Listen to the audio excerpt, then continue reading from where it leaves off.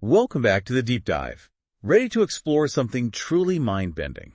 I'm definitely up for the challenge, especially if it involves quantum mechanics. Well, you're in luck. Today, we're diving into the world of quantum programming languages. We're going to try to figure out how to talk to these quantum computers. You know, the ones that are supposedly going to revolutionize everything. It's a pretty hot topic. And not just for computer scientists anymore, either. No, I think anyone who even remotely curious about the future needs to understand at least the basics of this stuff. It's like, if we're on the verge of this quantum revolution, shouldn't we know how to speak the language? Exactly. And that's exactly what we're going to try to unpack today with the help of an essay by Jorgo Schneepat. It's called Quantum Programming Languages, Tools of the Future. Yeah, Schneepat lays it all out pretty clearly. It's not just about learning a new syntax or a few quirky commands. It's about grappling with an entirely new way of thinking about computation. It's thinking quantumly. You know, I think that's one of the most fascinating things about this whole field. It's not just about building faster computers. It's about fundamentally changing how we approach problems. Okay, so let's dive into it. Let's start with the basics. What exactly is a quantum programming language? Well, think of it as the bridge between our human minds and the very weird, very counterintuitive world of quantum mechanics. It's the set of instructions, the grammar, the vocabulary that we need to tell a quantum computer what to do. So instead of ones and zeros, we're talking about Qubits, which, as Schneepat explains, can be a 0, a 1, or, and here's where it gets trippy, a blend of both at the same time. It's called superposition, right? That's one of the mind-bending things about quantum mechanics. Exactly. And Schneepat uses a really helpful analogy. He compares it to a dimmer switch. You know, instead of just being on or off, a qubit can be anywhere in between. It's almost like a quantum computer is capable of exploring multiple possibilities simultaneously. Exactly. And that's just the beginning. Schneepat goes on to explain the concept of entanglement. Ah, yes, entanglement. That's where two qubits are linked together, even if they're miles apart. Miles apart, different galaxies apart, the distance doesn't matter. You change one and the other changes instantly. Einstein famously called it spooky action at a distance. And for good reason. I mean, it still kind of freaks me out, even though we've talked about it a bunch of times. I know. It's one of those things that just doesn't quite fit into our everyday understanding of how the world works. But it's real, and it's one of the key ingredients that make quantum computers so potentially powerful. Exactly. It's this entanglement that allows quantum computers to tackle problems that would be impossible for classical computers, even those supercomputers we have today. And Schneepat explains how these quantum programming languages have to be able to create and manipulate these entangled states. It's not easy. No, it's not easy at all. And then there's another wild concept Schneepat describes, quantum measurement. Right, measurement. Because, you know, it's all well and good to have these qubits in all these superposed and entangled states, but eventually we need to get an answer out of them. And that's where measurement comes in. It forces a qubit to choose a definite state. It's like that dimmer switch finally being set to a specific brightness level. So if superposition is like a spinning coin, measurement is like the coin finally landing on heads or tails. Precisely. And Schneepat really emphasizes how crucial measurement is for quantum programming languages. Because that act of measurement itself changes the system, right? It does. So it's like you're trying to observe this delicate quantum dance, but the very act of observing it disrupts the dance. It's kind of a catch-22. So designing languages that can extract meaningful results, even with this weirdness of measurement, is a huge challenge. It is. It is. And on top of all of that, these quantum programming languages also have to deal with the nitty-gritty details of quantum hardware, which is still in its very early stages of development. Schneepat mentions that the math involved is pretty intense. Oh yeah, it's pretty hardcore. We're talking linear algebra, complex numbers, tensor products. I mean, it's not exactly something you pick up over a weekend, you know? So, for our listener, just know there's some serious mathematical firepower behind these languages.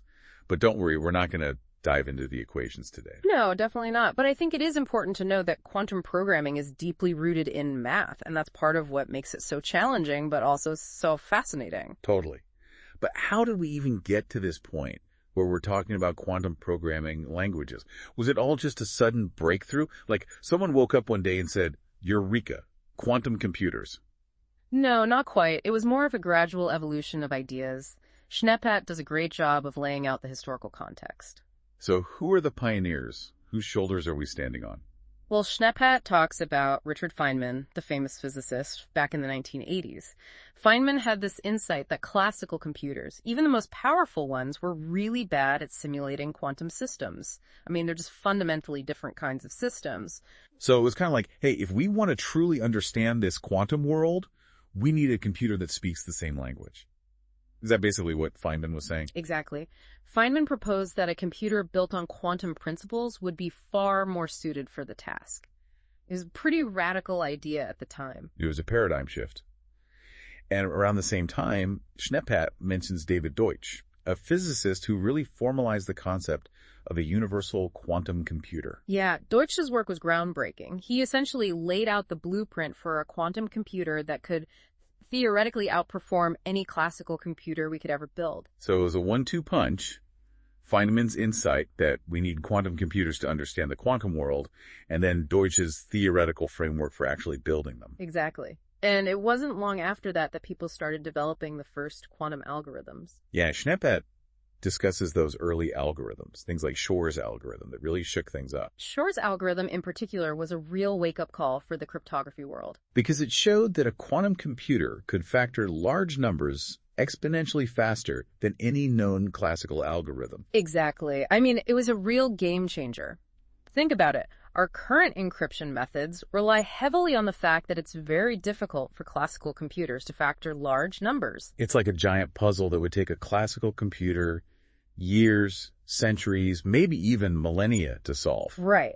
But a quantum computer, thanks to superposition and entanglement, could crack it in a fraction of the time. So it was kind of a light bulb moment, wasn't it? These quantum computers weren't just a theory. They could actually do things that were practically impossible for regular computers. Absolutely. Schneppat really makes that point clear in his essay. And that's where these quantum programming languages enter the picture. Right, because you can have the most amazing quantum computer in the world, but if you can't communicate with it, you can't give it instructions, it's just an expensive paperweight. You need a way to harness that power, and that's where the languages come in.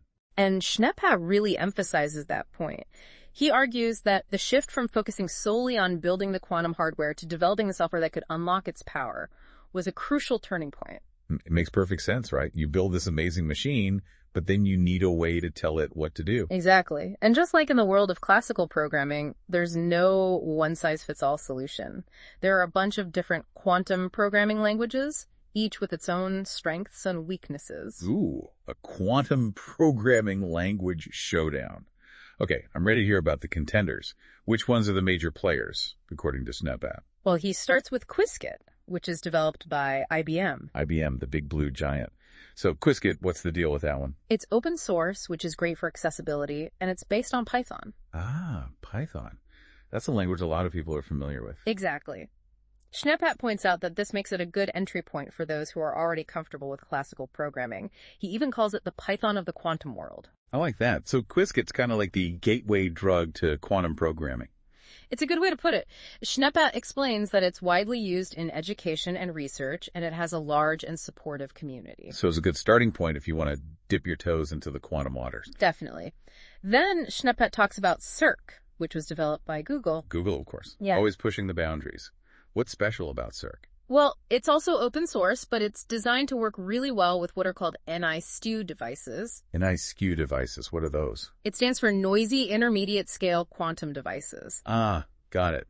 Noisy, because they're still prone to errors. Exactly. They're the most advanced quantum computers we have today, but they're still very much experimental. And that intermediate scale part refers to the fact that they have a relatively small number of qubits compared to what we'll hopefully have in the future. So Cirq is for those who want to get their hands dirty with the cutting-edge hardware, even if it's still a bit finicky. Precisely. Schneppat points out that Cirq gives programmers a lot of control over the hardware specifics, which can be both a benefit and a challenge. It sounds powerful, but maybe not for casual coders? Probably not the best place to start. Now, Schneppat also talks about a couple of other languages that are a bit more specialized. One of them is called Quipper. Quipper, what's that one all about? It's based on a language called Haskell, which is a functional programming language. And Schneppat explains that Quipper is well suited for really complex algorithms, the kind that might use a lot of qubits. So Quipper's for the quantum programming pros, the ones tackling the really big problems. I'd say so. Schneppat even says that it tends to be popular with people who have a solid math background, especially in things like category theory. Okay, so that one's maybe not for beginners. What's the other specialized language Schneppat discusses? It's called Cirq, and it was developed at ETH Zurich. ETH Zurich. That's a pretty prestigious institution. It is, and Schneppat actually seems pretty excited about Cirq. He says it's designed to make quantum programming easier and safer. Easier and safer. That sounds promising. Sign me up. Well, Schneppat explains that one of Cirq's key features is that it automatically cleans up unused quantum resources, which helps to prevent errors. So it's kind of like a self-cleaning oven, but for quantum code.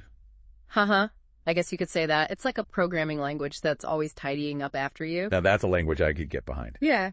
But, even with all these amazing languages emerging, it's hard to shake the feeling that this is all still very early days. Like we're just scratching the surface of what's possible with quantum computing. Absolutely. I think that's one of the things that Schneppat conveys so well in his essay. He acknowledges the tremendous progress that's been made, but he also doesn't shy away from the challenges that lie ahead. And what are some of those challenges? What are the things that are keeping quantum programming from becoming, truly mainstream? Well, one of the biggest hurdles is the hardware itself. As we've talked about, qubits are extremely fragile. They're prone to errors. They're easily disturbed by their environment. And we're still a long way from having quantum computers with a large number of qubits. Right. It's like trying to build a house of cards in a windstorm. Mm-hmm. It's incredibly difficult to keep everything stable and working properly. That's a great analogy. And then there's the whole issue of error correction, which Schneppat emphasizes as being absolutely crucial. Because even with all those incredible advances in hardware, these quantum computers are still prone to errors. They're not perfect. Right. So a lot of the work in quantum programming right now is focused on developing algorithms and techniques to mitigate those errors. It sounds like a constant battle. It is. And it's not just about the technical challenges either. Schneppat also talks about the need to develop a whole new way of thinking about programming. I mean, quantum programming is fundamentally different from classical programming. So it's not just learning a new syntax, it's learning to think in a whole new way. Exactly. It's like instead of thinking in 2 dimensions, we have to learn to think in 4 dimensions, or maybe even more. It's about embracing concepts like superposition and entanglement, which are just so foreign to our classical way of thinking. It's like rewiring your brain. So it sounds like quantum programming is not for the faint of heart. It's definitely not the easiest field to jump into, but it is incredibly rewarding, and I think Schneppat does a fantastic job of conveying that sense of excitement and possibility in his essay. Yeah, there's a real sense of adventure, like we're exploring uncharted territory. Okay, so we've talked about the history of quantum programming, the basic principles, the challenges, and some of the key languages. Where do we go from here? What's next on our quantum journey? Well, I think the next step is to dive a bit deeper into those specific languages that Schneppat highlights.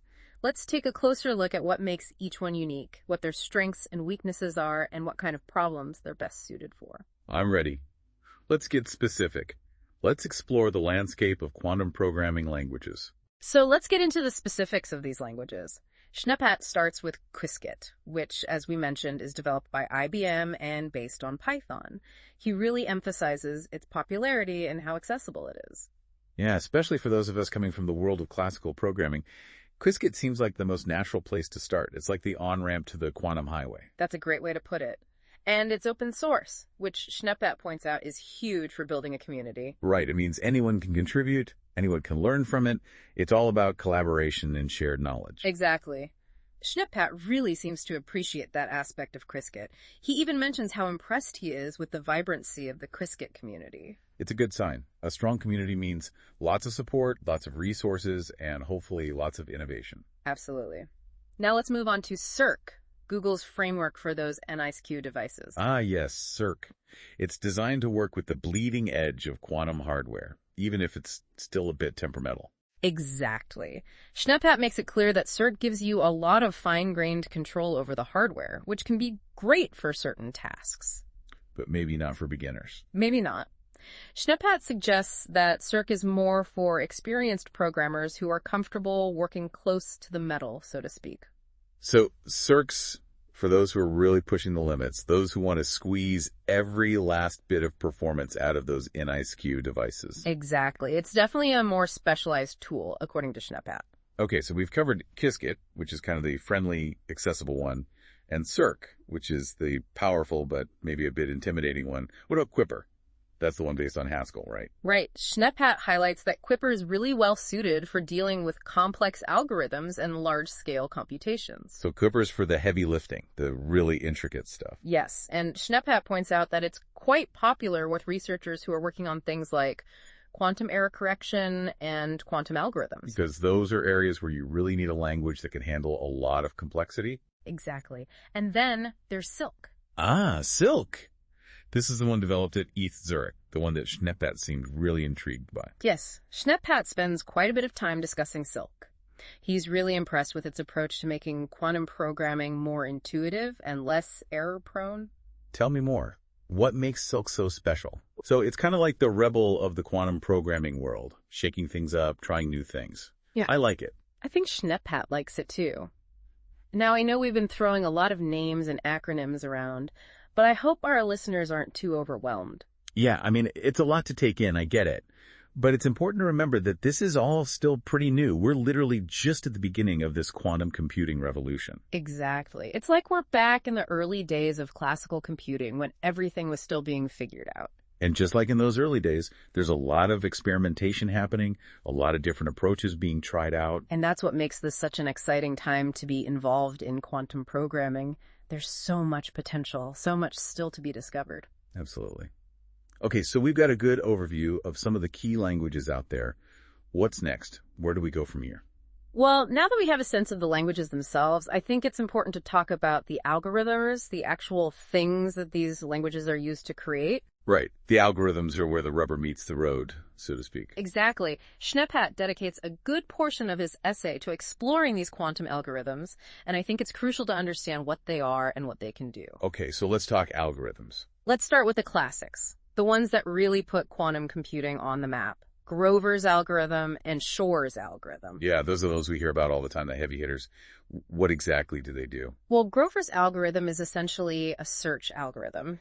It can be used to find a specific item in an unsorted database much faster than any classical algorithm. So instead of having to search through every single item one by one, a quantum computer, using Grover's algorithm, can find the item you're looking for exponentially faster. Exactly. Schneppat uses a really helpful analogy. Imagine you have a phone book with 1,000,000 entries and you're trying to find a specific person.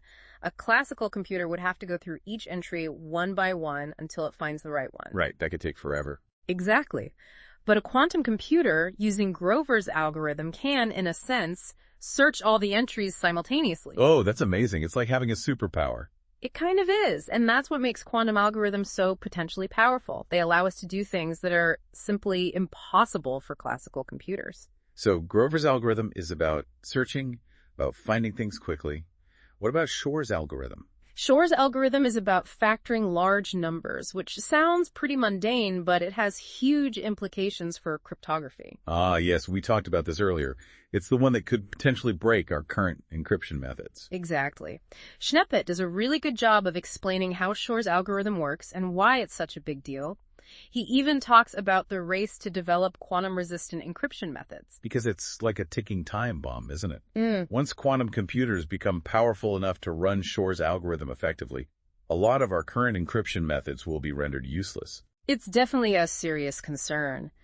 But it's also important to remember that Shor's algorithm could lead to the development of new, even more secure encryption methods. So it's a double-edged sword, a threat, and an opportunity. Exactly. And Schneppat doesn't shy away from discussing both sides of that coin. So we have Grover for searching and Shor for factoring. What other quantum algorithms are out there? Well, Schneppat discusses a bunch of others, including the Deutsch-Josse algorithm, which shows how quantum computers can solve certain problems exponentially faster than classical computers. It's another one of those algorithms that really highlights the advantage that quantum computing can offer. It's not just about speed, though, is it? It's about the kinds of problems we can solve, the kinds of questions we can answer. It's about opening up entirely new realms of possibility. Exactly. And then there are algorithms like the quantum approximate optimization algorithm, or QAOA, which is designed for tackling optimization problems. So problems like finding the most efficient delivery route or optimizing a financial portfolio. Real-world stuff. Exactly. And Schneepat points out that QAOA is one of those algorithms that's generating a lot of excitement because it has the potential to be applied to a really wide range of practical problems. I can see why. Optimization is everywhere. And then there's the variational quantum eigensolver, or VQE. What's that one all about? Schneepat describes VQE as an algorithm that's used for finding the lowest energy state of a quantum system. It's really important in fields like chemistry, material science, and drug discovery. Because understanding the energy states of molecules is key to designing new drugs and materials. Exactly. Schneepat even suggests that VQE could revolutionize the way we design new materials and discover new drugs. It's incredible to think that these quantum algorithms could have such a profound impact on so many different fields. It's like we're on the cusp of a whole new era of scientific discovery and technological innovation. I agree, and it's all thanks to these quantum programming languages that allow us to harness the power of these quantum algorithms. It's amazing to think that just a few decades ago, this was all just theoretical. Now we're actually building these machines and writing these algorithms. It really is a remarkable time to be alive. Schneepat's essay really captures that sense of excitement and possibility. Yeah, it's clear that he's passionate about this stuff. But it's not all sunshine and roses, right? He also talks about the challenges. He does. Schneepat is very realistic about the challenges we still face. We've talked about the hardware limitations, the fragility of qubits, the difficulty of error correction. It's a constant uphill battle. It is. And then there's the whole issue of cost. Building and maintaining quantum computers is incredibly expensive. So access to these machines is still very limited. It's not like anyone can just download a quantum programming language and start experimenting. Right. For now, it's mostly researchers and big companies that have access to these machines. But that's changing rapidly, and Schneepat believes that as the technology matures and becomes more affordable, we'll see a much wider adoption of quantum programming. I hope so. I mean, it's such an exciting field, and I'd love to see more people getting involved. Me too. Schneepat also emphasizes the need for more education and outreach. He believes it's crucial to get more people interested in and excited about quantum computing and quantum programming. I agree. The more people understand this stuff, the better. Absolutely. And it's not just about training the next generation of quantum programmers. It's about helping everyone understand the potential impact of this technology. Because this is going to affect all of us, right? Yeah. Quantum computing is not just some niche field. It's going to have implications for every aspect of our lives. Precisely. Schneepat really drives that point home. He argues that we need to start thinking about the societal implications of quantum computing now, before it's too late. It's like we need to have a conversation about how we want to shape this quantum future. We need to make sure that this technology is used responsibly and ethically. Exactly. And I think Schneepat's essay is a great starting point for that conversation. He really lays out the issues, the challenges, and the opportunities in a very clear and accessible way. Yeah, it's a great primer on the world of quantum programming and its potential impact. So we've covered the languages, the algorithms, the challenges, the opportunities. What's next? Well, I think it's time to step back and look at the bigger picture. Let's talk about the potential impact of quantum computing on various industries, on scientific research, and on society as a whole. Let's explore the future that Schneepat envisions. So Schneepat takes us on this journey through potential impact. He starts by looking at industries, places where quantum computing could really shake things up. Give me some examples. What industries are we talking about? Logistics is a big one.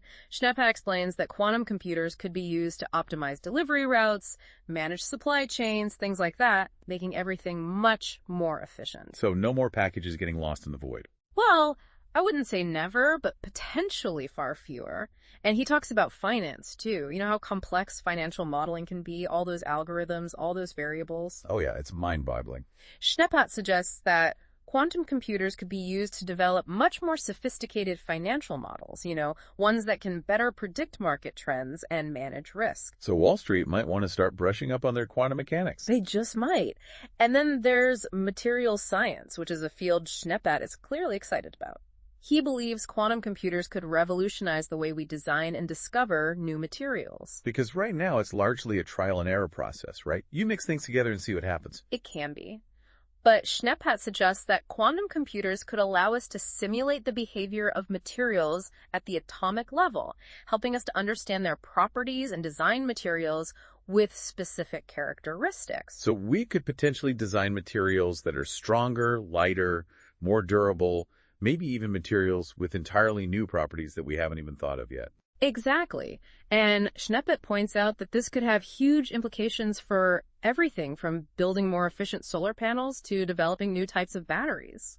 So it's about solving real-world problems, making things better, more efficient, more sustainable. It's not just about theoretical possibilities. No, it's about practical applications that could really benefit humanity. And then, of course, there's drug discovery.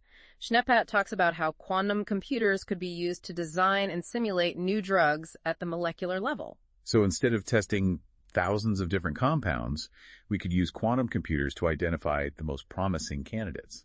Precisely. Or, It could drastically speed up the drug discovery process and potentially lead to the development of new treatments for diseases that are currently incurable. it's amazing to think about the possibilities. Mm-hmm. But Schneppat also reminds us that there are potential risks as well. He does, and one of the biggest ones is the potential threat to cybersecurity, especially with Shor's algorithm looming large. Right, the quantum codebreaker. It's a serious concern. It is.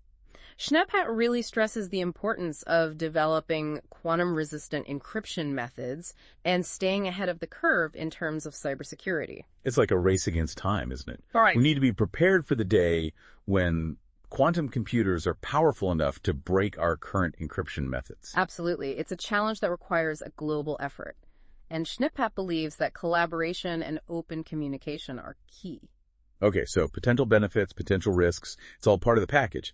But where does Schneppat see all of this leading? What's his overall vision for the future of quantum computing? Well, he seems cautiously optimistic. He believes that quantum computing has the potential to be a truly transformative technology, one that can solve some of the world's most challenging problems. But he's also aware of the potential downsides. He is. Schneppat really emphasizes the need for responsible development and ethical considerations. He argues that we need to start thinking about the societal impact of quantum computing now, before it's too late. It's about having a dialogue, right? Yes. About making sure that this technology is used for good, that it benefits all of humanity. Exactly. And Schneppat's essay is a really valuable contribution to that dialogue. Agreed. It's a great starting point for anyone who wants to understand the complexities and the potential of quantum computing. And he ends his essay with a call to action, which I think is really inspiring. He urges us to embrace the challenges and opportunities of the quantum era and to work together to shape a future where quantum computing is used responsibly. I love that. It's about taking ownership, recognizing that we have a role to play in shaping this quantum future. It's not just something that's happening to us, it's something that we can actively participate in. Exactly. And it's not just for computer scientists and physicists either. This is something that everyone should be thinking about, discussing, and engaging with. Because it's going to affect all of us, one way or another. It's like we're all on this quantum journey together, and it's up to us to decide where we want to go. I think that's a beautiful way to put it. Well, I think we've covered a lot of ground today. We've explored the history, the principles, the languages, the algorithms, the challenges, and the opportunities of quantum computing. It's been quite a journey. It has. And a big thanks to Yurigo Schneppat for providing such a thought-provoking and insightful roadmap. Yes, his essay, Quantum Programming Languages, Tools of the Future, was a fantastic guide. I highly recommend it to anyone who wants to dive deeper into this fascinating world. I second that. It's a great resource. And to our listeners, thank you for joining us on this deep dive into the world of quantum programming languages. We hope you found it as mind-bending and inspiring as we did. It's been a pleasure. And until next time, keep exploring, keep questioning, and keep your minds open to the infinite possibilities of the quantum universe.